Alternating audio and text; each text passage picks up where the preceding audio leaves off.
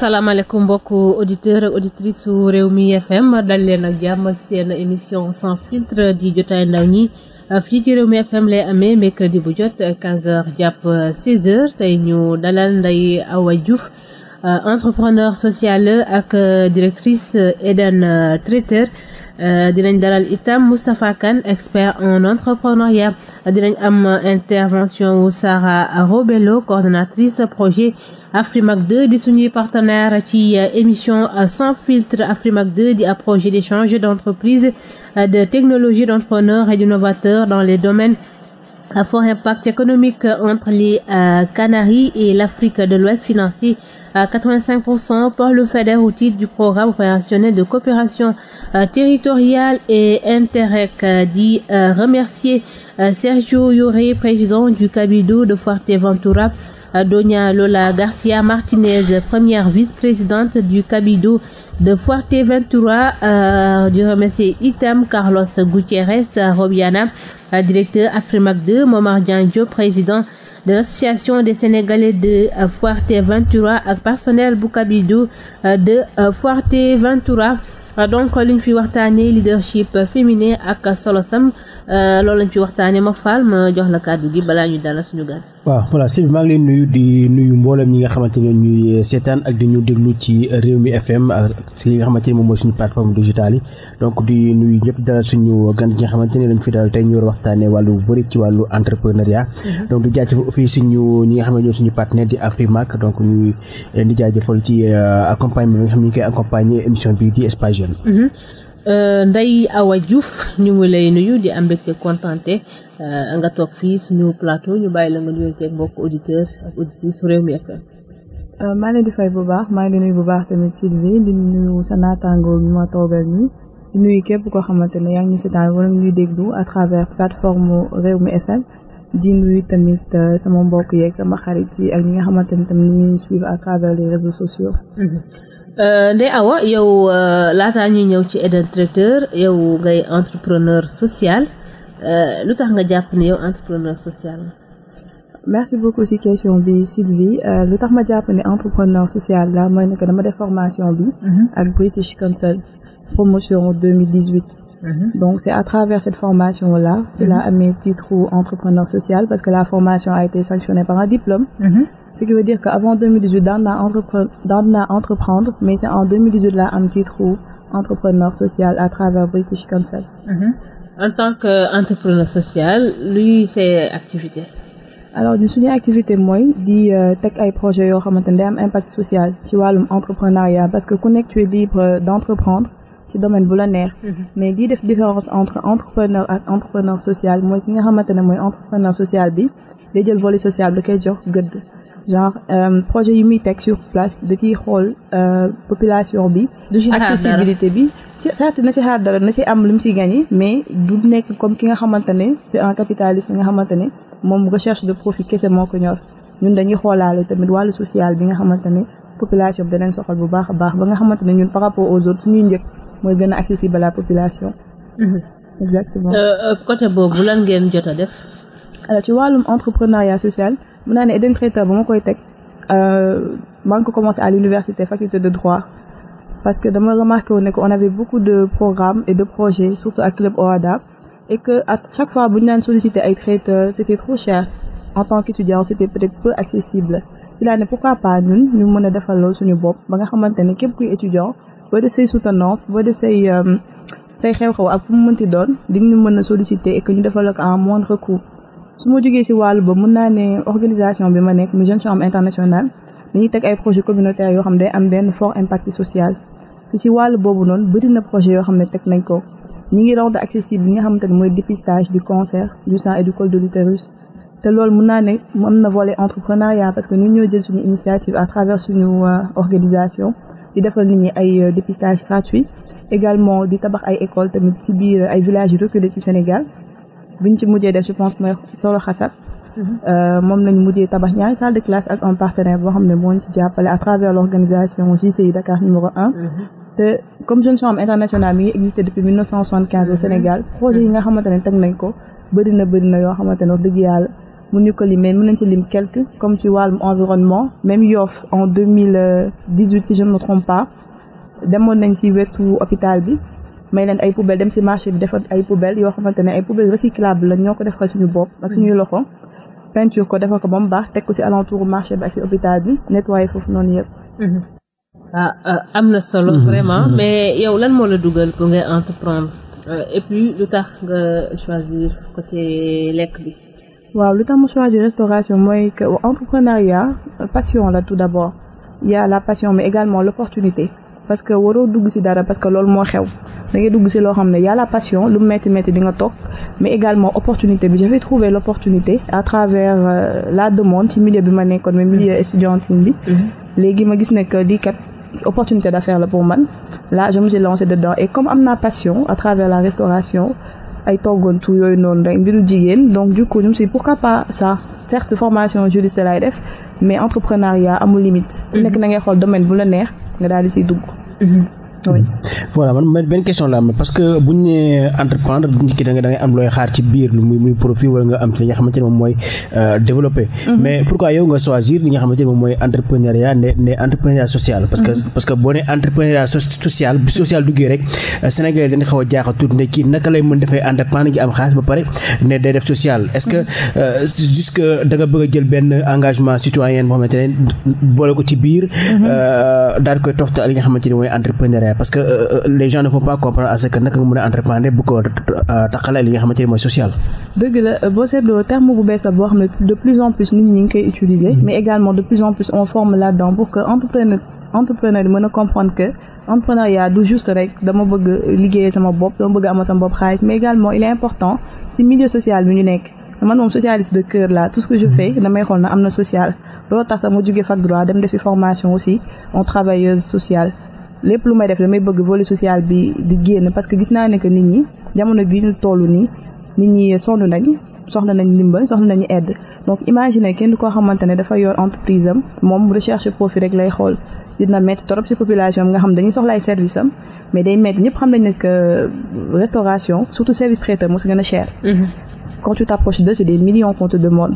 La qualité, c'est vrai, la qualité du service et tout, mais également, c'est important que tamit ñuy xool tamit population bu baax ñu bañ a jiital tout le temps recherche d'argent parce que c'est important tamit milieu bi ñu nekk configuration bu mu nekk ñu mën leen ci xaw a topp tuuti pour dimbali leen looloo tax maintenant boo remarqué même appel d'offres yeeg projet yi dañuy xool ñan ñooy entrepreneur social pour ñu jox leen financement yooyu noonu. mais est-ce que c'est facile nga boole ñaar yooyu parce que boo bëggee entreprendre bëgg a def li nga xamante ne mooy social bi daanaka par exemple pour nga doxal benn bi day xaw a jafe tuuti parce que social bi il faut nga approcher ñi nga xamante ni peut-être ñoom ñooy yenn association yenn organisation yi jox ci wàllu social bëgg aussi doxal sa côté entrepreneurial est-ce que ñaar yooyu du am place ay jafe-jafe pour nga doxal benn bi. dëgg la tout à fait vrai c'est vrai que am na ay jafe-jafe parce que loo xam ne par exemple nit ñi ngi koy defee 10 000 yow nga bëgg a defalee nit ñi 5 000 6 000 forcément yow tu perds wala ni ñu ci waroon gisee sa bopp doo si gisee noonu sa bopp c'est vrai que c'est très difficile mais c'est un engagement citoyen engagement personnel la boo xam ne yaa koy jël nga ne man que di laa opté pour def que lépp lu may def dama siy xool nit ñi dama siy xool seen poche dama leen bëgg dimbali également moo tax damay faral di wax étudiants yi nga xam dañu may solliciter seeni soutenance wala seeni mémoire wala genre bu ñu def seeni thèse bu ñuy solliciter mes services je leur dis que peu importe le montant que vous avez boo leen ñëwee chez un traiteur di ngeen am li ngeen bëgg c'est-à-dire que doo leen ñëw andi ne man lii laa am man la non du ma ko defee nii jamais nit ki li nga amal loolu laa lay def xel donc c'est ça peut-être ma particularité donc lépp loo mën ci am rek peu importe ce que tu as soo ñëwee di nga am dara chez nous. Eden Traiteur yow kañ nga ko taxawal est-ce que yaa ngi employé. alors maa ngi ko taxawal depuis 2016 ce que je prends mooy ay prestataires de service saa yu ma amee commande damay jël ay prestataires de service ñoo xamante ne ay pâtissiers lañ wala ñoo xamante ne seen xel màcc na ci wàllu boobu noonu lu liggéeyal ma si j'ai besoin de ñoo xam dañuy servir également je prends des jeunes pour faire le service.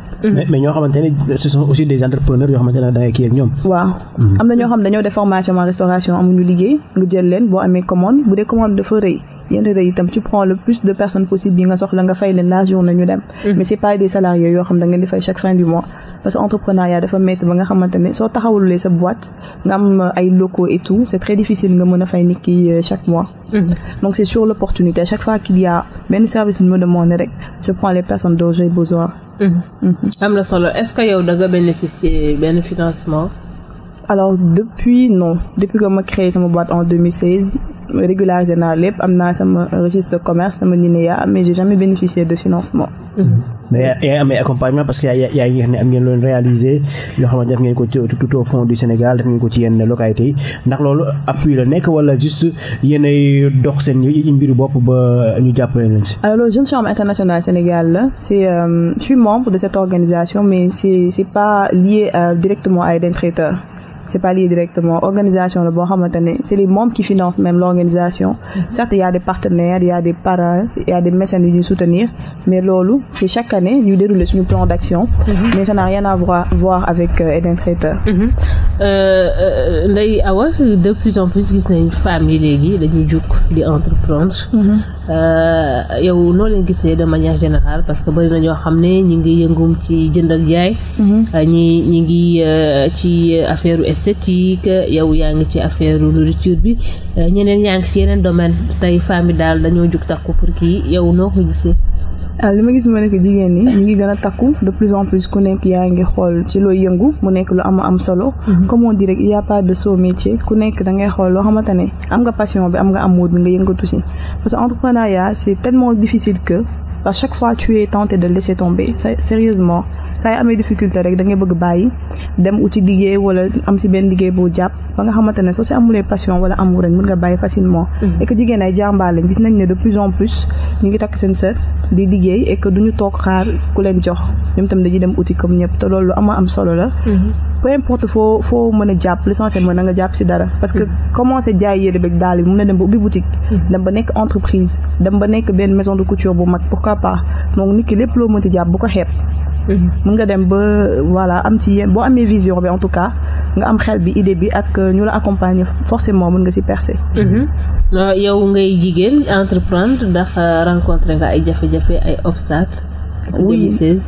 Plusieurs fois de 2016 à nos jours plusieurs fois parce que déjà man comme j'ai l'habitude de le dire j'ai démarré avec 0 franc moom may démarré aw ma woon sax on peut dire le matériel dama doon def avec les moyens du bord utiliser sama matériel yaay fuuram yeeg yëpp may utiliser di def samay commande ba tey jii sant yàlla saa yi ma amee bénéfice dama naan dajale pour mon propre matériel. Donc entrepreneuriat faut jamais attendre tout le temps na nga démarrer ak li nga am le peu que tu as et que boo mënee boo amee yenn vision yi ak yenn xalaat yi da nga mën a dajale ba yow fi nga bëgg egg nga egg fa et que ne pas du tout attendre ay financement.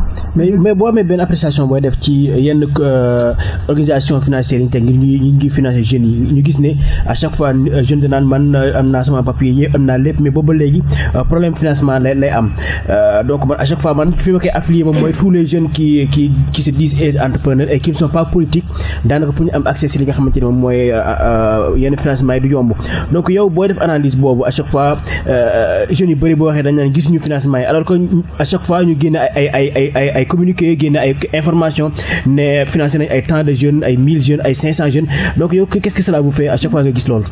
alors structure yi nga xam ne ñoom ñooy financer jeunes wax dëgg yàlla man moom. Je suis remontée même contre eux laay wax parce que man j'en ai fait les frais en 2018 j'avais déposé ci benn structure boo xam ne day financer projet de jeunes je ne sais pas si j'ai le droit de dire le nom mais quand j'avais déposé 2 fois déjà dama déposé une première fois sans suite une deuxième fois sama benn xarit ne ma man de am na ku ne ma andi say projet nga déposé andi ñaar ci dajalaale sama bos mais dañ koo déposé ba pare amul benn suite dañoo jékki-jékki daal man am ku ma woo ne ma ci structure boobu la nekk jot nañ sama projet dinaa jot ci financement yi mais foog ma joxe 60 000 pour que sama financement mën a débloquer. comme apport. waaw comme apport comme man je suis pas bête man ne loolu c'est pas possible parce que ba ma xoolee tamit. ba mu duggee ci biir gis naa ne que loolu amu ci. le gars il m'appelle souvent xam nga di ma rappeler di ma harceler si laa woo sama benn xarit bu nekk structure boobu noonu mu ne ma kii arnaqueur la et tout après bañ ko woowaatee tamit jëlul après keneen ki ñun daal am na ay wax yu ñu doon andi comme quoi ñun ñi ngi déjà di ut ay financement yoo xam da nga ko war a rembourser teg ci ñu bëgg la arnaquer. donc structure yi financé tamit. wax dëgg yàlla doy na waa parce que mu déposé naa 2 fois sans suite. Deuxièmement ils te répondent même pas. mais au moins ça tu fais un retour à toutes les personnes yi nga xam dañoo déposé. c'est en attente wala duñ la financer wala duggul suñu critère mais doo sax am suite. donc da ngay déposé bay bëgg a dee mais c'est sans suite et souvent on dit que d'habitude jeunes yi nekk seen parti la ñuy financer. mais ñi nga xamante ne bokkuñu seen parti duñ jot ci financement yi. te c'est la triste réalité. loolu yàgg na fi. waaw nous sommes en direct avec Sarah Rebolo. Bonjour Sarah. Allô? Oui, allô? Bonjour Sarah. Bonjour madame. Oui, vous êtes en direct sur Rewmi FM, vous êtes la coordonnatrice du projet Afrimac 2, n'est-ce pas? Oui, c'est ça, je suis la coordinatrice du projet Afrimac 2 au Sénégal. Et je travaille à la Fondation canarienne Radio ECA. Nous sommes basés aux îles Canaries en Espagne. D'accord. Afrimac 2, Sarah, en collaboration avec Radio ECA, projette des séries de formation à Fatick. Oui. Et bon, ce projet est encadré dans le cadre du programme d'échange d'affaires, technologie, entrepreneuriat et innovation en matière à haut impact économique entre les îles Canaries et l'Afrique de l'Ouest. Donc, le but, c'est de promouvoir l'entrepreneuriat féminin, le commerce, l'autonomisation des femmes. Ça fait 11 ans qu'on travaille au Sénégal dans le domaine de la santé et cette année on commence avec le domaine de l'entrepreneuriat, comme toujours avec notre système à distance. Pourquoi avoir choisi Fatick, la région de Fatick justement, Sarah? Parce que ça c'est la deuxième année qu'on travaille à la région de Fatick. On travaille dans les villages, mais aussi on connaît bien les femmes qui pratiquent l'entrepreneuriat déjà dans les zones côtières et qui font la comment dirais-je, la transformation des poissons et la transformation de plusieurs aliments, voilà, de l'élevage et tout.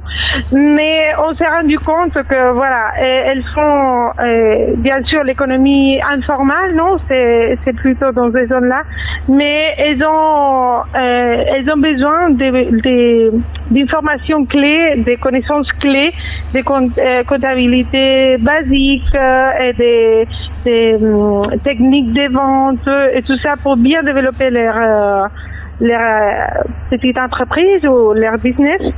Et voilà, on a vu qu'il y a un besoin. Et effectivement, on a parlé avec des associations ou des entrepreneurs qui ont déjà travaillé là-dessus dans la formation. Et ils ont d'accord aussi avec nous que normalement les programmes de formation dans l'entrepreneuriat on touche les femmes qui ont déjà un certain niveau de formation, mais on va jamais trop bas. Donc c'est ça notre but cette année et voilà.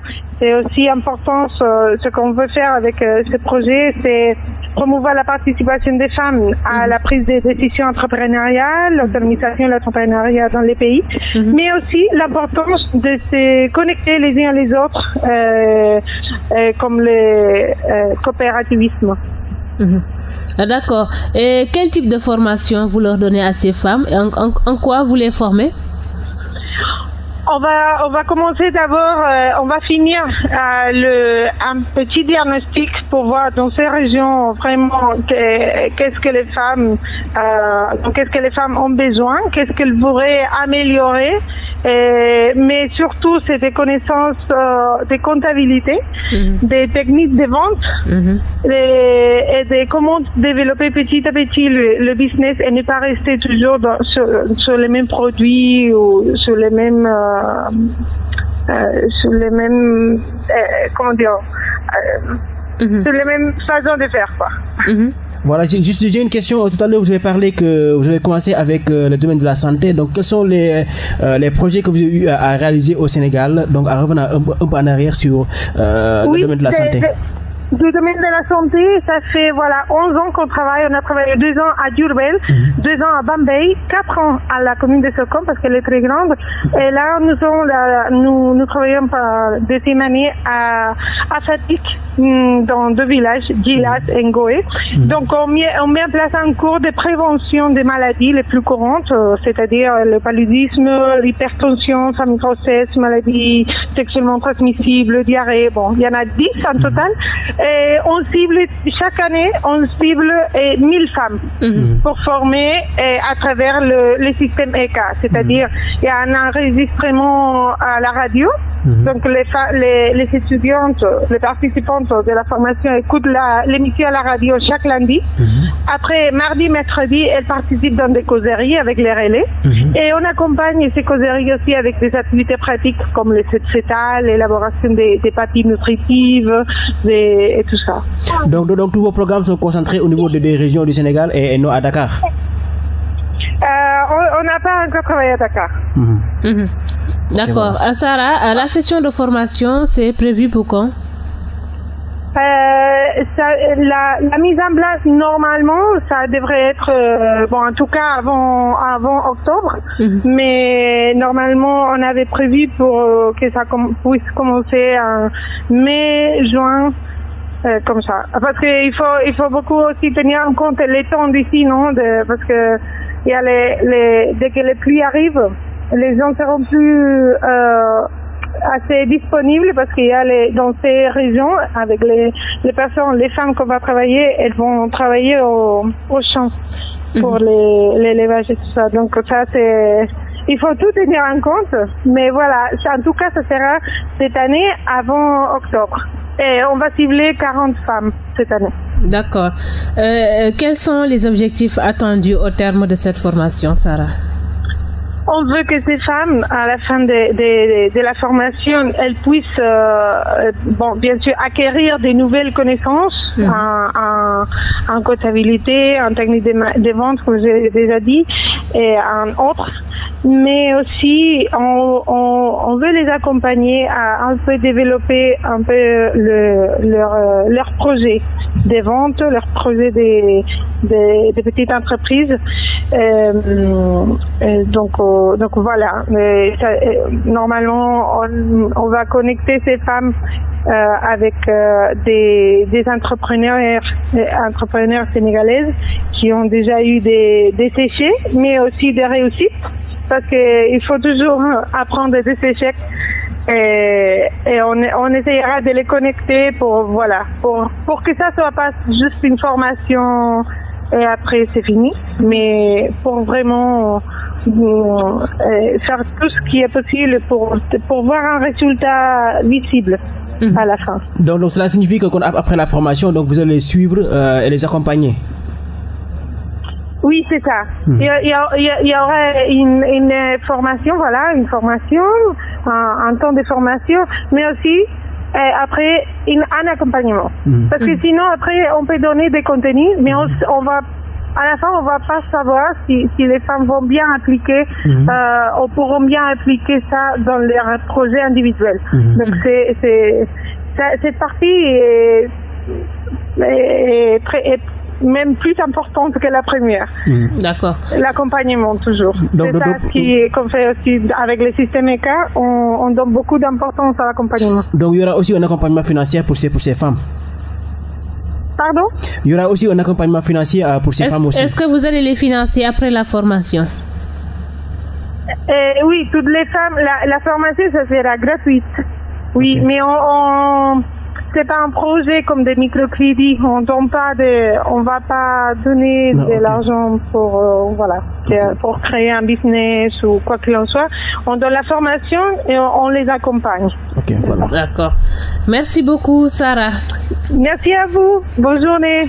Merci. Bon après-midi. Sarah Robolo, coordonnatrice de projet Afrimac 2 moom moo yore projet bi fii yàggul fi sax nga tënk ci olof rek ci ñi nga xamante waaw yàggul boobu fi ñëwee mais formation la ñu bëgg a jagleel jigéen ñi nga xam ne ñoo nekk foofu la ca Fatick dégg ngeen ko nee na bëgg nañ ko amal fii ak weeru octobre dinañ former ay jigéen ñi ci ay techniques de vente ñi ni mel ba tax bu ñu paree dinañ mën a lépp li nga xam ne mënuñu ko woon avant ñu daal di koy mën.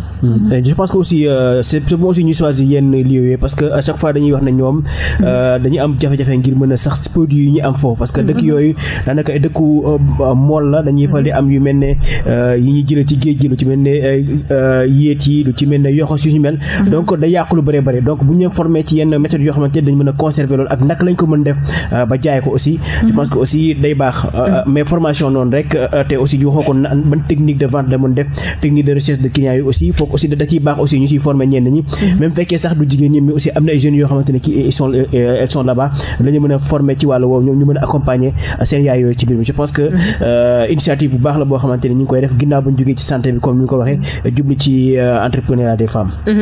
Ndeye Awa loo ci xalaat laata ñu jàll ci coach Moustapha Kane. waaw je trouve que ay initiative yu baax a baax la parce que jigéen ñi tamit localité boobu mu ci nekk am na ay ressources yoo xam ne mën nañu ko exploiter mais comme loo xamul nuñ ko exploiter mënoo ko exploiter ba di ko jaay.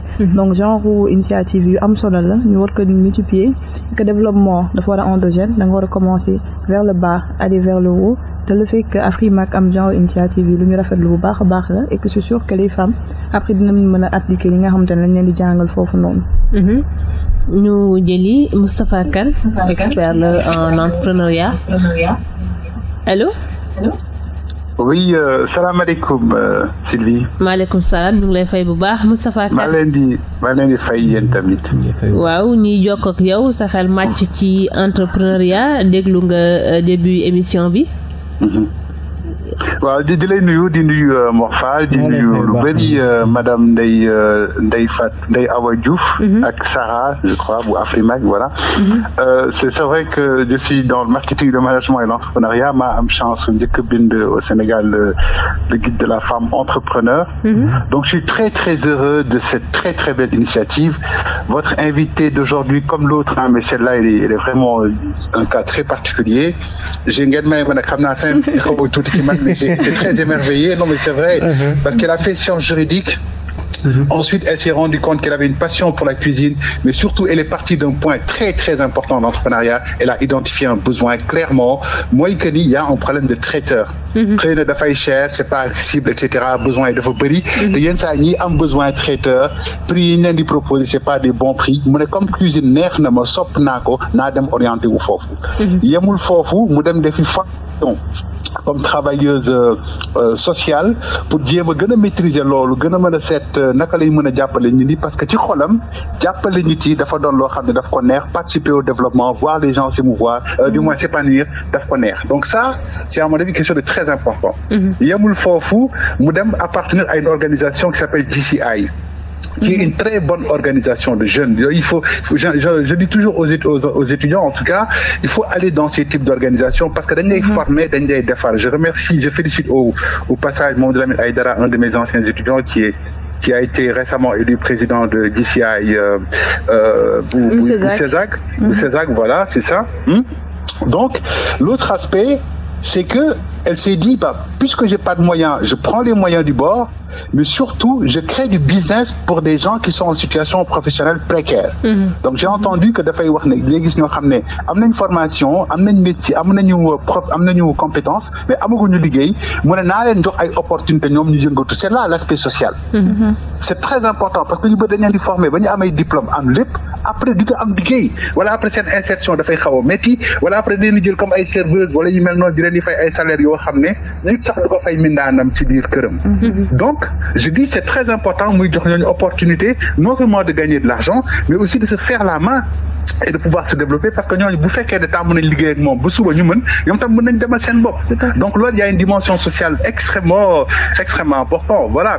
Donc j'ai vu aussi que elle n'a pas pu malheureusement bénéficier de financement. C'est vrai que la plupart des organisations mises en place par l'État pour appuyer au financement, c'est pas de l'appui à l'entrepreneuriat social. Ça, il faut très très bien le comprendre aussi. Et je crois qu'il est important que Madame Diouf ak ñi mel ni moom góorgóorlu waxtaan ak waa ministère de l'économie sociale et solidaire pour que non seulement ñu tegal ay programmes adaptés à l'entrepreneuriat social, ça c'est un, mais sur un deuxième point très très très important, voir la législation de l'entreprise sociale et solidaire. Parce que kuy def entrepreneuriat social, comme vous l'avez très bien dit, le but n'est pas le profit. Le profit, forcément, il faut en avoir. Parce que si tu n'as pas un peu de profit, tu ne continues pas. Mais il ne s'agit pas de maximiser les profits, il s'agit de gagner et de faire gagner les autres. Surtout les plus précaires. C'est ça l'idée, en fait. Ou bien il s'agit de protéger l'environnement, des choses comme ça. Donc, dans des cas comme ça, ce fait que je veux schéma au financement bancaire, mais il faut que tu aies un système de financement adapté. Donc, c'est un cadre légal à voir. Deuxième aspect, c'est la fiscalité.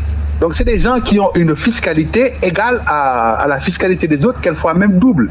joxe woon naa fi kaaw benn entreprise sociale bu mag boo xam ne c'est l'entreprise de Bagoré Bathily bi daan jël ñu doon def ay nag et tout ça et cetera di leen jël seen soow et tout yow suba teel état bi defal ko double taxation ci intrants yi ak ci produit fini dafa mujj en partie dem di importer waat meew alors que l'idée c'était mu bañ importer meew di jël meew bi nekk Sénégal.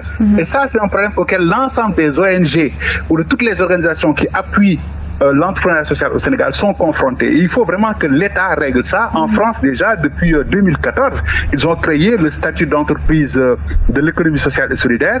Ils ont aussi créé le statut de l'entreprise solidaire d'utilité sociale. Donc ça, c'est une volonté d'État.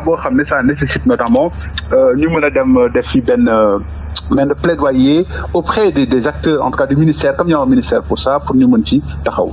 Leneen li ci des et qui est très important, c'est que dama bëggoon wax madame Diouf.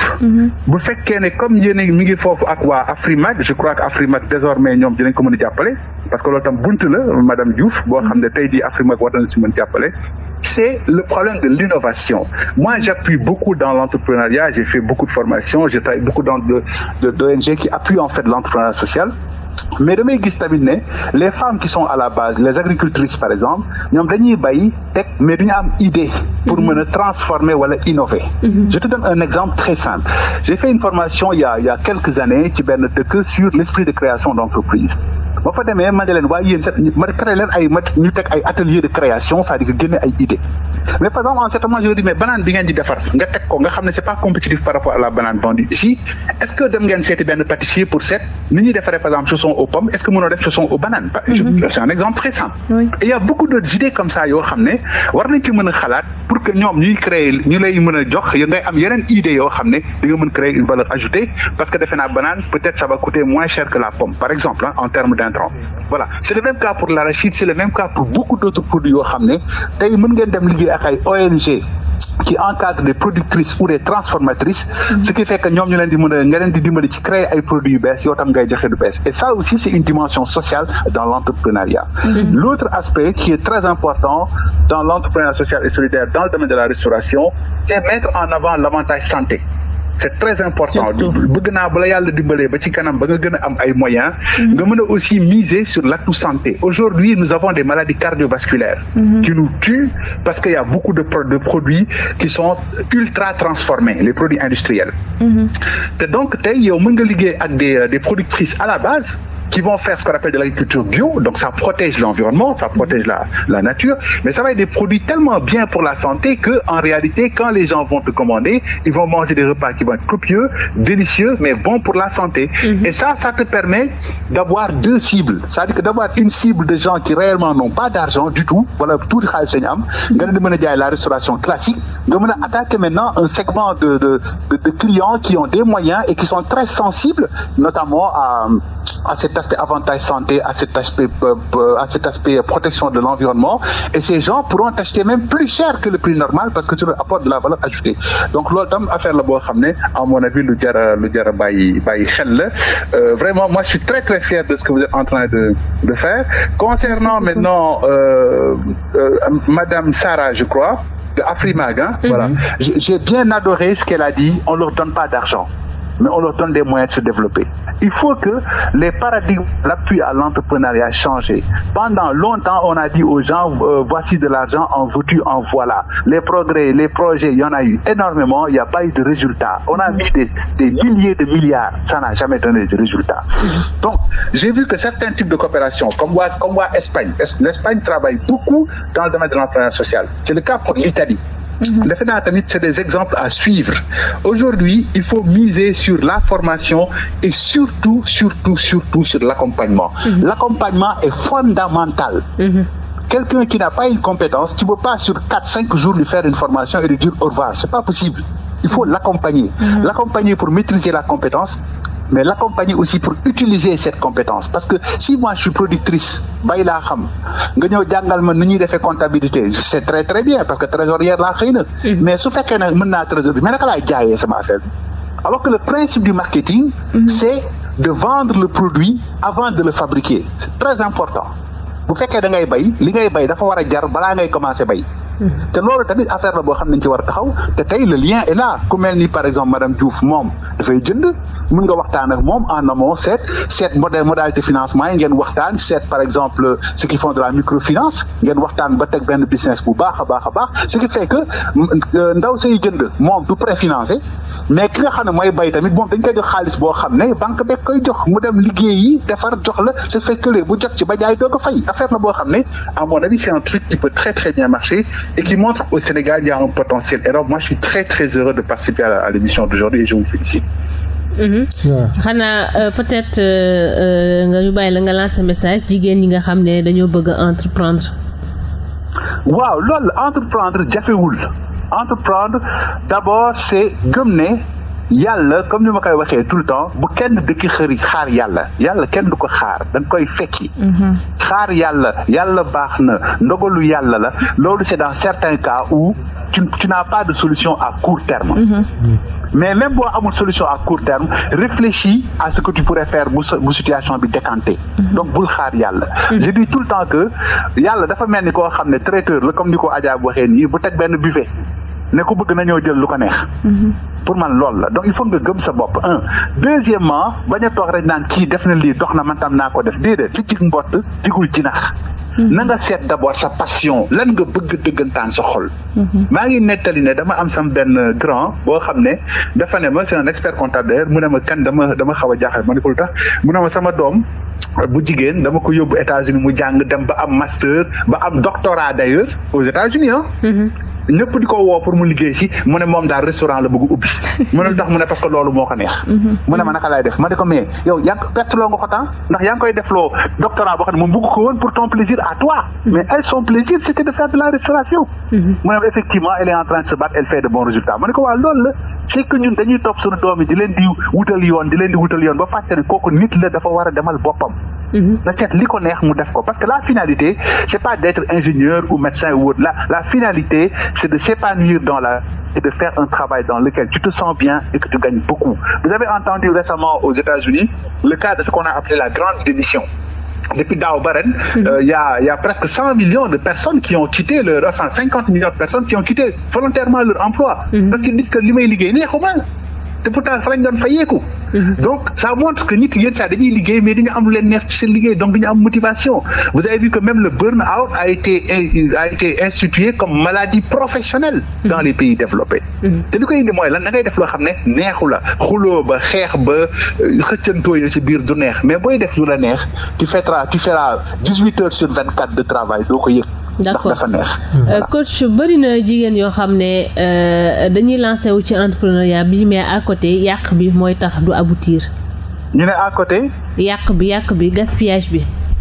ñoom mooy tax du aboutir projet bi mënul aboutir. waaw c'est-à-dire que loolu tam dama koy fàttali tamit madame Diouf bu fekkee ne am na jot na rapproché wu des organisations patronales féminines parce que les femmes aujourd'hui ont fait beaucoup de progrès ñun bi ñu defee le guide de la femme entrepreneur bi génn la première version en 2005 je crois bi ñu présenté woon ko officiellement on avait créé l'union des femmes chefs d'entreprise avec Nicole Gakou et entre-temps il y a eu beaucoup d'organisations féminines qui travaillent pour l'autonomisation des femmes pour l'entrepreneuriat des femmes pour le leadership féminin parce que dëkk li Coumba Gawlo Seck doon wax la dama koy fàttaliwaat rek ñaari loxo mooy takk tubéy mooy takk sër te kër balaa muy neex ku góor ki di liggéey ku jigéen ki di liggéey te loolu mooy jox jom seeni doom tamit ñu xam ne toog kër ga tamit kese du liggéey loolu tam il faut ñu jàpp ci loolu benn digression bu ndaw la woon ba ñuy defee union des femmes chefs d'entreprise dañ ne woon li ñuy njëkk góorgóorlu mooy fexe femmes yi nekk ci télé yi di may ay jëbal ak di may ay seen soppeek ñoom seen ñu arrêté ko tu peux pas être chef d'entreprise di créer job nekk ñu gis la ci télé bi ngay may 1 million fekk tu payes ay 50 000 100 000 à ton personnel loolu xalaatu ko tamit voilà mënoo tam créer d'entreprise nekk chef d'entreprise di dëkk ci ay xew boo nekk ñun dañ doon wax suñu femmes yi dans les formations fexe leen le maximum possible ngeen bañ di dem ci ay xew parce que ay ndawtal ak ay joxe géwël ak ay sa maam liggéey na ak sa maam liggéeyul mais tu travailles tu gagnes 1 million nga jël 250 000 jox ko koo xam ne day dem non si fait et cetera alors que le professeur Malick Ndiaye sociologue avait écrit depuis très longtemps un livre qui malheureusement c'est un livre d'anthologie connu étudié dans le monde entier sauf au Sénégal livre boobu mi ngi tudd l'éthique ceddo ou la société d'accaparement où il montre que les Sénégalais sont des accapareurs ils sont des accapareurs sénégalais bu demee fenn ñu ne dañuy maye big même mu soxlawul big dina fexe ba am ci big bi ndax moom na am rek mais le plus grave Malick Ndiaye explique que ces gens qui accaparent li ñuy accaparer bu ñu ko accaparer ba pare dañ koy investir dans ce qu'on appelle un investissement non productif.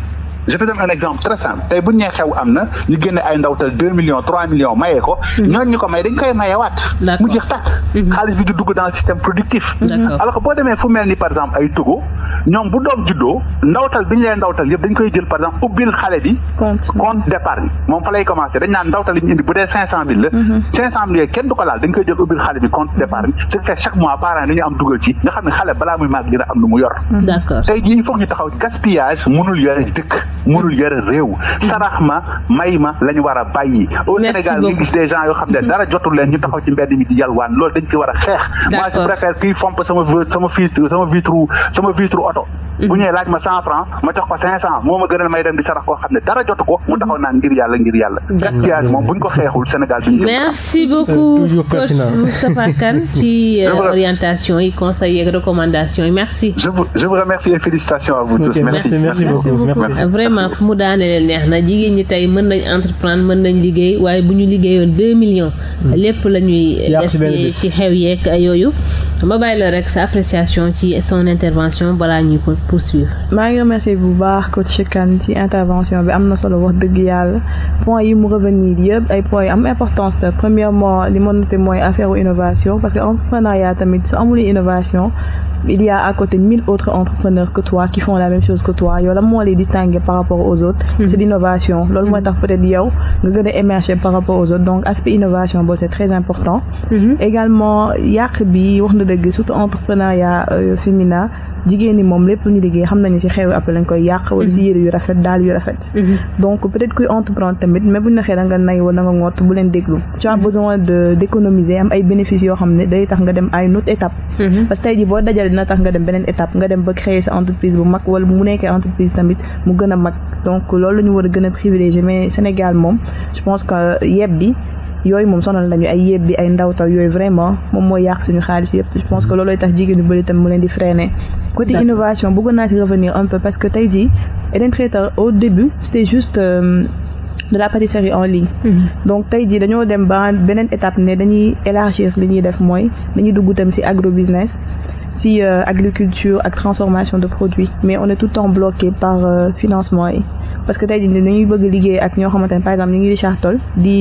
am ay produits yoo xamante ne ay produits ñuy transformer la yoo xam ne aspect nutritif bu mu doon wax c'est pris en compte am na ñoo xam dañ koy tester au laboratoire et tout yëpp mais ça a un coût et c'est cher tey jii bëgg nañ ko commercialiser andi ko Dakar et un peu partout ay produits yoo xam ne tey jii dalay may yaram boo ko consommer am yoo xam ne au contraire boo ko lekkee day tax nga maigrir yooyu yëpp ñu ngi koy teg ay projet avec un partenaire El Bachir que je salue de passage mais à chaque fois on est buté sur le financement wala saa yu bëggee dem beneen étape c'est un peu compliqué côté financement franchement mais sinon les partenaires et tout vraiment justement Afrimac 2 moom looloo ko tax a jug peut-être ma bàyyi la nga lancer message mën na am partenaires yi war nañ la mën a accompagner ku ci mel ni Don Carlos Gutiérrez directeur Afrimac 2 ak Carlos Gutiérrez ak Lola Garcia Martinez ma bàyyi la nga lancer leen benn message de façon directe.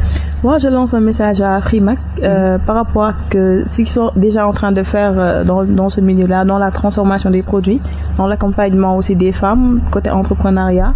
Nous, on est ouvert à toute proposition, franchement. On est là pour collaborer, pour travailler aussi pour le devenir de la communauté. Parce que nous ne faisons pas que pour nous-mêmes, mais également pour les femmes et d'autres jeunes également, qui travaillent avec nous et qui sont à Richard Toll et un peu partout peut-être au Sénégal, avec qui nous avons des projets côté transformation de produits, mais également de produits nutritifs qui ont des effets et des impacts sur la santé.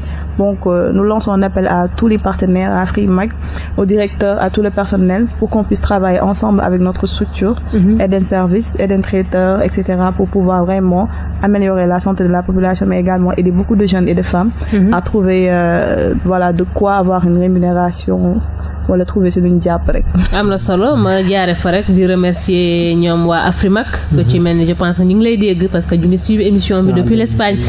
duñu mën a dégg wolof nag mais je pense que Momar mi nga xam ne ma nga fa Momar mi fa nekk moom dina ko traduire ci espagnol. ma leen di remercier moom Sergio Lloré mooy président Cabildo de Fuerteventura. Dona Lolia Garcia mi ngi lay dégg. Martinez mooy première vice-présidente Cabildo de Fuerteventura. Carlos Gutiérrez Rubiana mooy directeur Afrimac 2 bi ak Momar Dieng Diop président association des Sénégalais de Fuerteventura.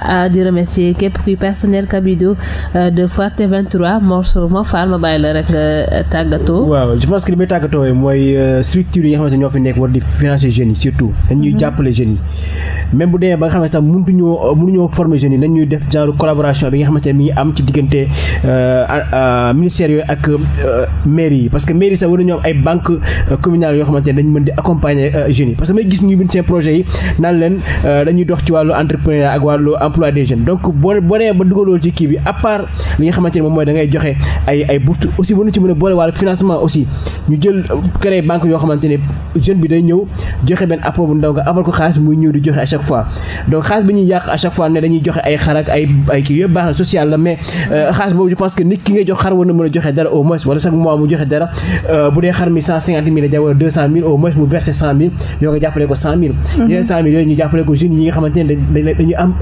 entreprise bëgg a développer mënuñu ko am comme que mënuñu am accès ci ñi nga xamante ne moom mooy banque yi nga xamante ne wala boog structure yi nga xamante ne c'est trop politique donc ñi nga xamante ne am nañ ambition wu entreprendre ñu jàppale leen comme que ay DER ak ANPEJ yu ni mel daanaka mën nañu wax ne demeewul nu mu demee noonu donc comme mettre en place l'état mu ñuy dégg ak ñi nga xam ne ñoo fi nekk ñu créer ay banques yoo xam ne ay banques communales lay nekk wala ay banques yoo xamante ne day nekk au niveau départemental ñu jàppale jeunes yi nga xamante ne ils veulent entreprendre comme que ñu ngi koy def seen ay programme ñu gën ko mën a jëmmal di ko jaajëfal moom mii di ko ne rek benn bu ndaw rek ne ko aussi foog ngeen boole seen li nga xamante ne moom mooy bëgg ji parce que dégg naa ko wax mu ne bëgg ji mën nañ ko mën def comme genre li nga xamante ne moom mooy moutarde bi def ko noo xamante ne dañ ko mën a jaay à l'extérieur dans des pots donc boo ci mën a affaire yi quoi dëgg la surtout produits locaux yi franchement man boo demee Casamance gis naa ne que mangue sax dañ koy transformer génne ci vinaigre donc tous les produits sont transformables peut-être nit ñi ñàkk am xam-xam na lañ koy defee moo tax Afrimac li mu def am solo trop savoir comment transformer nos produits locaux loolu lu am importance la et pourquoi pas dañ def pâtisserie yoo xam dina am bëggëj loolu mën na nekk alors damay tàggatoo également parce que dama bëgg wax nit ñi te que tey ji entrepreneur yàkkaluma dara sama jàng dama jógee fac droit daal di dem ENTSS tam defi sama formation jógee fa mu bàyyi ma formation ba léegi tout le temps je suis en formation ci numérique ci wàllu bu nekk tey ji maa ngi liggéey IDG te j'en profite aussi de l'occasion pour saluer madame Ba di benn entrepreneur tamit féminin boo xamante ne mi ngi créer école de formation mu tudd IDG Dakar nekk cité Keur Gorgui di def tam lu am solo tamit ci wàllum formation des jeunes maa ngi koy remercier parce que elle offre beaucoup de bourses de formation aux jeunes ñi nga xamante ne bëgg nañ jàng tey ji également di remercier une personne qui m'est très chère mon parent Arouna Dia nga xamante ne mooy sama idole ci wàllum entrepreneuriat en 2020 lors de mon mandat à la JCI nekkoon na koo xam ne soutenir woon la ma tam mais au delà tamit même sama wàllu entrepreneuriat su ma càngee su ma ko woy mu ne xaama débloqué lii xaama dimbali si ni donc wàllum aide financière mën naa ni si moom rek laa ko mës a amee mais du si état chaque fois nu ngi déposer ba sonde et sans suite donc maa ngi remercier bu baax di remercier monsieur Mor Sall tamit xam ne day liggéeyandoo ak moom ci Burkina et que actuellement yi doo Sénégal maa ngi koy remercier de passage di remercier képp koo xam ne yaa ngi ñuy seetaan yaa ngi ñuy déglu jigéen tamit di leen wax ne que bu leen tàyyi bépp domaine boo mënti nekk nga nekk juriste ak loo mënti doon si àddina boo bëggee entreprendre si benn domaine bu déglu kenn yow fonce et que yow di nga si trouver ton bénéfice loolu moo si gën a am solo également di remercier ñëpp ñuy seetaan di remercier ma famille bu baax a baax. merci beaucoup Ndeye Awa Diouf di entrepreneur social nekk directrice Eden Traiteur merci Mor Fall di remercier Mor Kane expert en entrepreneuriat ak Sarah Robolo coordonnatrice projet Afrimac 2 du projet d'échange d'entreprises de technologie d'entrepreneurs et d'innovateurs dans des domaines à fort impact économique entre les Canaries et l'Afrique de l'Ouest financé à 85% par le FADER au titre du programme opérationnel de coopération territoriale Intermac ñoom jàpp nañ ni jigéen ñi mën nañ soppi monde monde bi buñ leen daal di jàppale. Di gërëm Léon Paul Mendy mi féetewoon ci technique bi ak ki nekk ci régie ba moom Malick maa ngi fàtte turam Malick ba ma mere voilà di leen gërëm bu baax a baax di gërëm ñëpp ñu doon déglu depuis l'Espagne ak suñu auditeur fii merci beaucoup.